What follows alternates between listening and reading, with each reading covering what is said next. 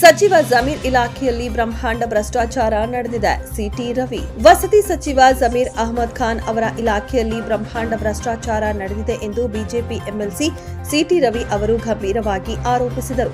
ಈ ಕುರಿತು ಮಾತನಾಡಿದ ಅವರು, ಜಮೀರ್ ಅಹಮದ್ ಇಲಾಖೆಯಲ್ಲಿ ಗೋಲ್ಮಾಲ್ ಆಗಿದ್ದು ಸೂಕ್ತ ತನಿಖೆ ನಡೆಯಬೇಕು. ಹಗರಣಗಳನ್ನ ನಮಗೆ ಸಿಗುವ ಅವಾರ್ಡ್ ಅಂತ ಕಾಂಗ್ರೆಸ್ ಅಂದುಕೊಂಡಿದೆ. ಹಗರಣಗಳೇ ಅವಾರ್ಡ್ ಎಂದುಕೊಂಡು ಹಗರಣಗಳ ಸರಮಾಲೆ ನಡೆಯುತ್ತಿದೆ ಎಂದು ಟೀಕಿಸಿದರು.